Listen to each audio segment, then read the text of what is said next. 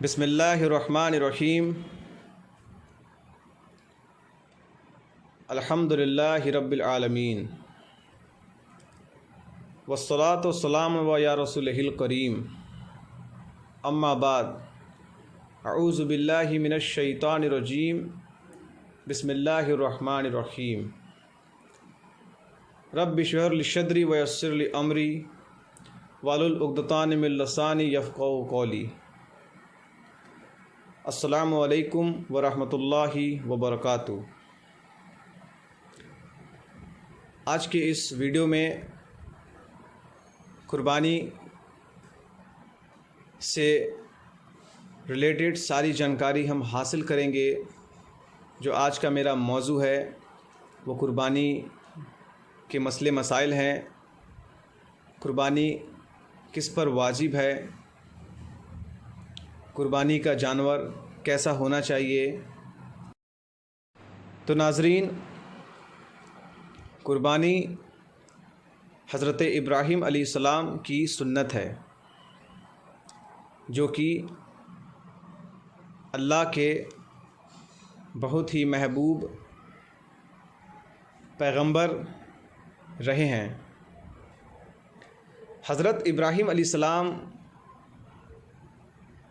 का जो दौर है वो काफ़ी पहले का दौर है।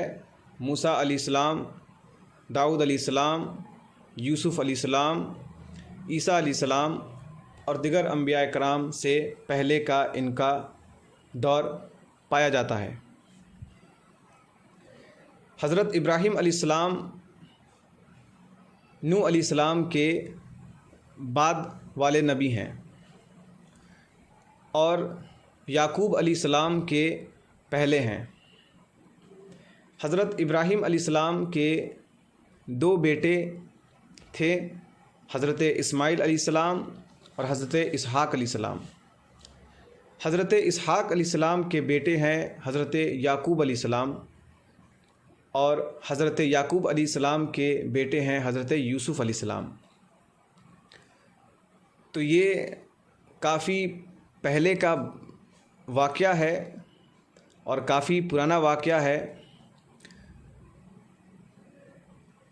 नूह अलैहिस्सलाम के 10 या 11 वंशज के बाद हज़रत इब्राहीम अलैहिस्सलाम का दौर पाया जाता है और आदम अलैहिस्सलाम के 20वें या 18वें, कई सनदों में अलग अलग रिवायतें हैं, माना जाता है। तो नूह अलैहिस्सलाम के काफ़ी ये करीब रह चुके हैं और ये इब्राहीम अलैहिस्सलाम का जो दौर है मूसा अलैहिस्सलाम के दौर से काफ़ी पहले का वाक़या है। अल्लाह सुब्हानहू व तआला हज़रत इब्राहीम अलैहिस्सलाम को आज़माने के लिए उन्हें ख्वाब दिखाता है कि वो अपने पसंदीदा चीज़ अल्लाह की राह में पेश करें। इस दौरान हज़रत इब्राहीम अलैहिस्सलाम ने कभी दुम्बे की कुर्बानी दी, कभी ऊँट की और कभी गाय की। फिर भी अल्लाह सुब्हानहू व तआला वो ख्वाब में दिखाते रहे कि वो अपनी पसंदीदा चीज़ें अल्लाह की राह में पेश करें। बाद में हज़रत इब्राहीम अलैहिस्सलाम को ये बात समझ में आई कि अब मेरा पसंदीदा चीज़ मेरी औलाद बची है, जिससे वो बेहद मोहब्बत करते थे। वो इशारा समझ गए कि अल्लाह अपने बेटे की कुर्बानी चाहता है, यानी कि इस्माईल अलैहिस्सलाम की। इस ख्वाब को लेकर हज़रत इब्राहीम अलैहिस्सलाम अपने बेटे से मुखातिब होते हैं कि बेटे, इस मामले में तुम्हारी क्या राय है। हज़रत इस्माईल अलैहिस्सलाम छोटे उम्र में हैं और उन्होंने इस कच्चे उम्र में भी जवाब दिया कि जिस चीज़ के लिए अल्लाह ने आपको कहा है उसे फ़ौरन कर डालिए। इस मामले में अल्लाह ने दोनों की आज़माइश ली, हज़रत इब्राहीम अलैहिस्सलाम की भी और हज़रत इस्माईल अलैहिस्सलाम की भी। जब ये दौर आया कि वो कुर्बानी के लिए अपने बेटे को लिटाए, अल्लाह सुब्हानहू व तआला ने जिब्रील अलैहिस्सलाम को जन्नत से दुम्बा लेकर भेजा और इब्राहीम अलैहिस्सलाम ने इस्माइल अलैहिस्सलाम को ना ज़बह करके दुम्बे को ज़बह किया।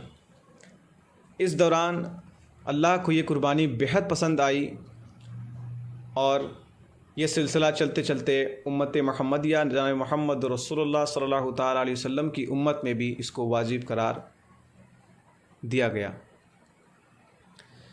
तो ये एक छोटी सी हिकायत है, कहानी है हज़रत इब्राहीम अलैहिस्सलाम की, जो कि अल्लाह के काफ़ी जलीलुल क़द्र नबी रहे हैं और उन्होंने काफ़ी कुर्बानियाँ दी हैं। तो अब हम अगला इसी वीडियो में टॉपिक बताएंगे कि कुर्बानी किस शख्स पर वाजिब है, या वो मर्द हो या वो औरत हो। कुर्बानी उस हर शख्स पर वाजिब है जिसके पास कम से कम 50,000 तक रकम हो, या वो माली शक्ल में हो, या वो सोने चांदी की शक्ल में हो, या प्रॉपर्टी की शक्ल में हो, वगैरह वगैरह। मिसाल के तौर पे अगर मेरी अम्मी जान के पास अगर 50,000 से ज़्यादा का सोना या चांदी है, उन पे कुर्बानी वाजिब है। या कोई ज़मीन और जायदाद है जो उनके इस्तेमाल में नहीं है, बतौर यूटिलिटी, यानी रह नहीं रही है उस ज़मीन में, ऐसे हालात में कुर्बानी उन पर वाजिब है। मर्द का मसला ये है कि अगर उसके पास बैंक में 50,000 से ज़्यादा अगर रकम है तो उस पर कुर्बानी वाजिब है। औरत के मसले हो गए, ये मर्दों के लिए मसला है।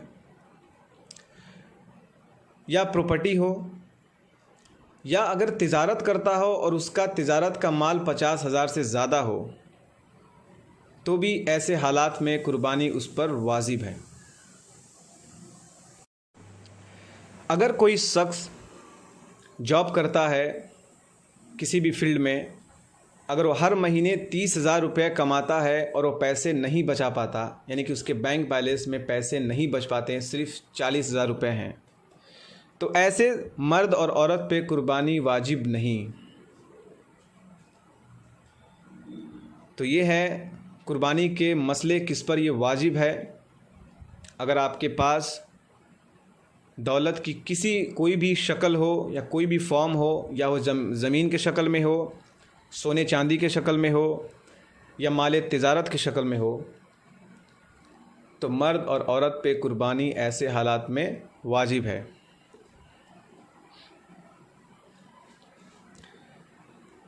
जिस शख्स पे अगर कुर्बानी वाजिब है वो अपने नाम से ही कुर्बानी कराए। ये भी शरीयत है और इस पे अमल करना है। अगर एग्ज़ाम्पल के तौर पे अगर मेरे पर कुर्बानी वाजिब है तो मैं अपने नाम पर ही कराऊं, ये इसके मसले हैं। कुर्बानी की नीयत, अगर कोई शख्स इस नीयत से कुर्बानी करता है कि मुझे गोश्त हासिल करना है, उसकी कुर्बानी कबूल नहीं होगी। हमेशा कुर्बानी की नीयत ऐसे करें कि ये अल्लाह का हुक्म है और हज़रत इब्राहीम अलैहिस्सलाम की सुन्नत है, इस नीयत से कुर्बानी करें तो बेशक बारगाह खुदा में आपकी कुर्बानी ज़रूर कबूल होनी है। नीयत का दुरुस्त होना बहुत ज़रूरी है। अगर कोई इस नीयत से कुर्बानी करता है कि मेरे मोहल्ले में फ़लाँ के घर 4 बकरियां या 1 गाय हुए, तो हम भी 1 गाय या 4 या 7 बकरियां कराएं, उसकी भी कुर्बानी कोई काम नहीं आएगी। अगर आपकी एक कुर्बानी की हैसियत है तो आप एक ही कराएं, फ़कत नियत अल्लाह के लिए। तो कुर्बानी में नीयत दुरुस्त होना बहुत ज़रूरी है। शरीयत है कि जो शख्स अपने नाम पर कुर्बानी करा रहा है, कोशिश करे कि वो ख़ुद कुर्बानी करे या वहाँ खड़ा रहे। कुर्बानी के जानवर, कुर्बानी में कौन कौन से जानवर हम ले सकते हैं? कुर्बानी में ऊँट, गाय, भैंस, बकरा, दुम्बा वगैरह वगैरह। ऊँट की उम्र कम से कम 2 साल या उससे ज़्यादा होनी चाहिए। बकरे और दुम्बे की उम्र कम से कम 1 साल, या अगर दूर से देखने में लग रहा है कि 1 साल का है पर 1 साल से उसकी उम्र कुछ कम है, यानी कि वो तंदुरुस्त है और देखने में लग रहा है 1 साल का है पर 1 साल से कुछ कम है, तो कुर्बानी उस पर जायज़ है।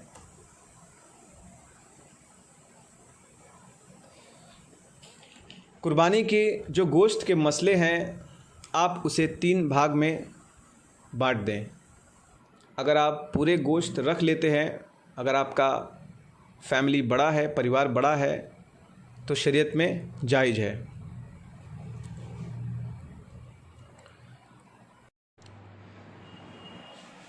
अगर कोई कर्ज़दार है जिसने कर्ज़ ले रखा है और कर्ज़ अदा करने के बाद अगर उसकी रकम उतनी है कि उस पर ज़कात लागू हो, यानी कि 50,000 के लगभग रकम बच जा रही है, तो वैसे शख्स पर कुर्बानी वाजिब है।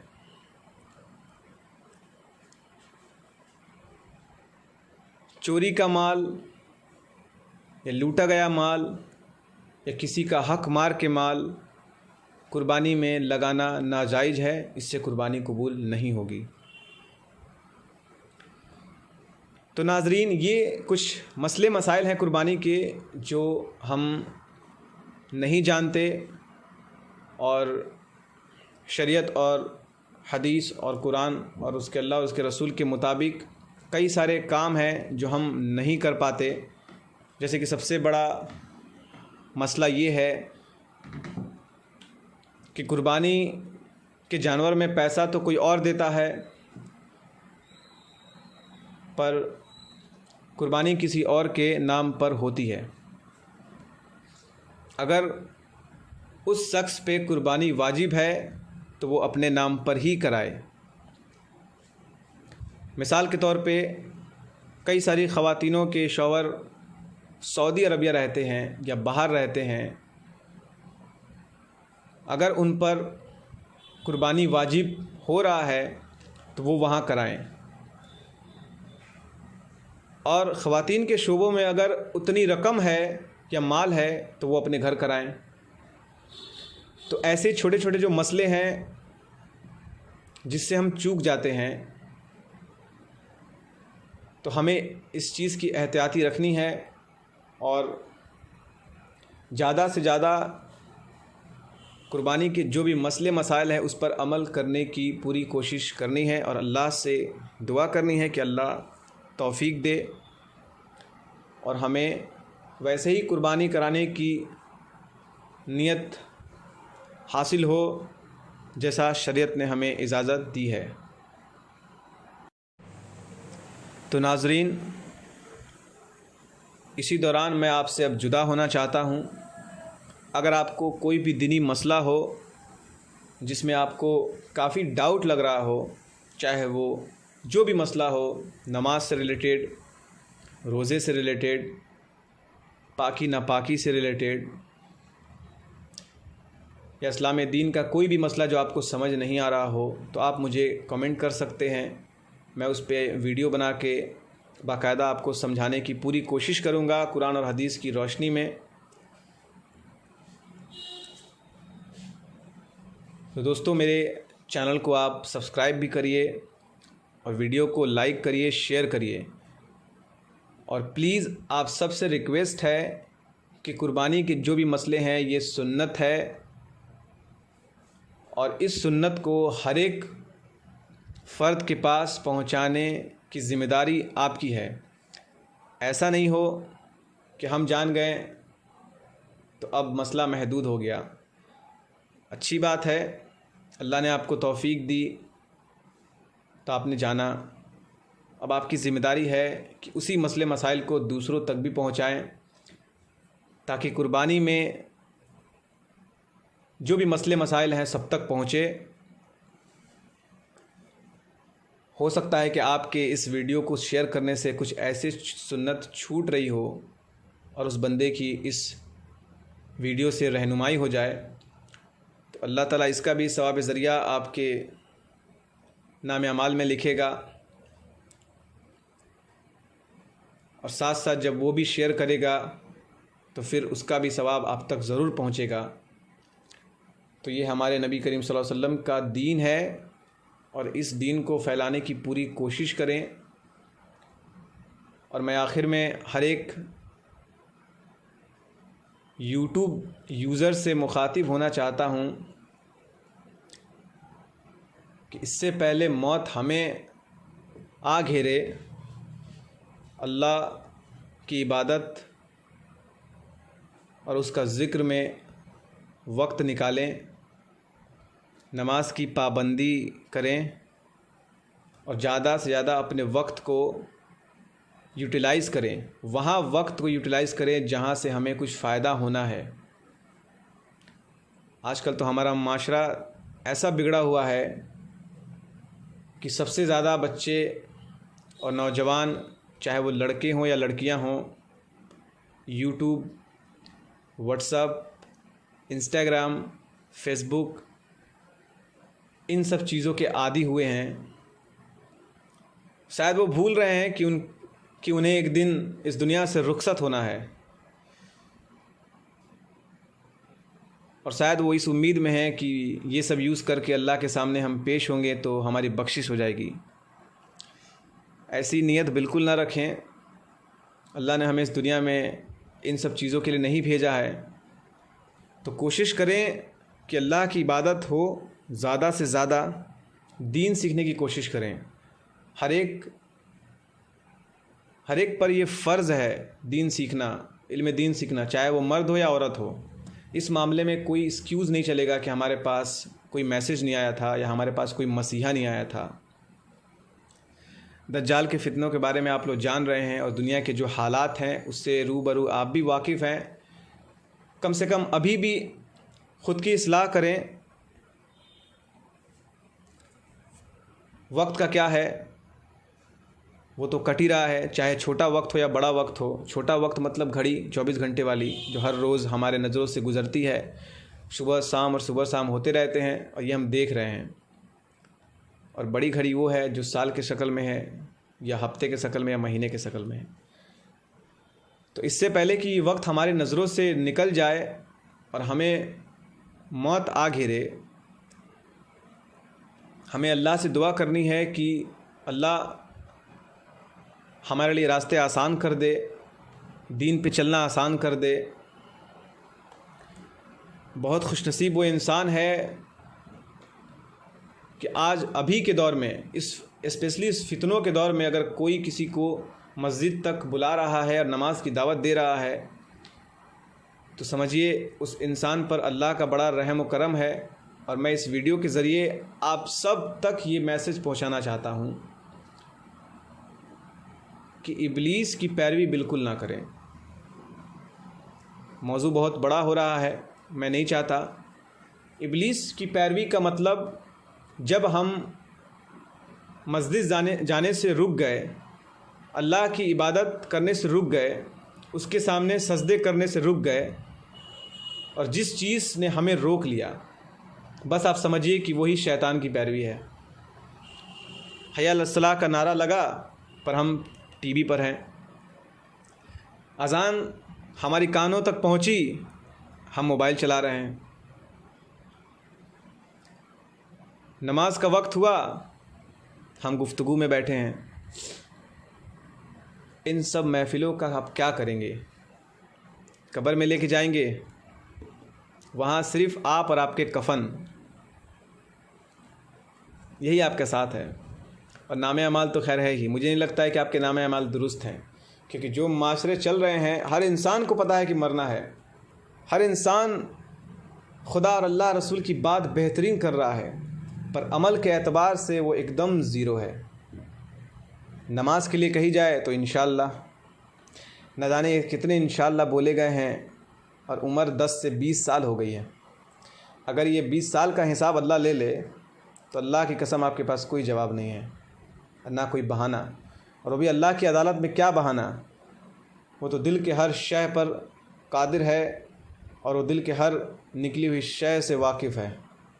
कौन इंसान, लड़का या लड़की, मर्द या औरत, किस नीयत से मस्जिद पहुंच रहा है और वो दिल में क्या सोच रहा है, अल्लाह को सब खबर है।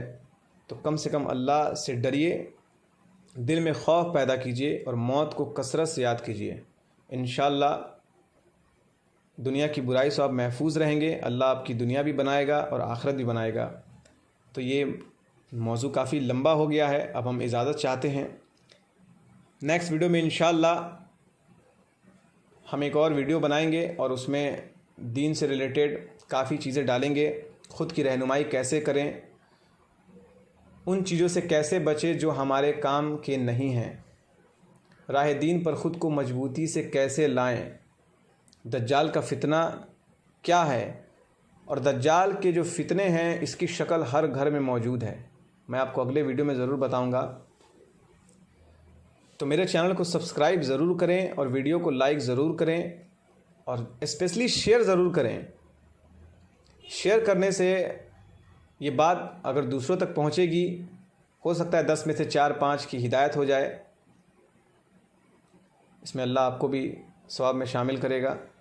अब मैं इजाज़त चाहता हूँ, दुआ में याद रखिएगा दोस्तों। अस्सलामु अलैकुम वरहमतुल्लाहि वबरकातुहू।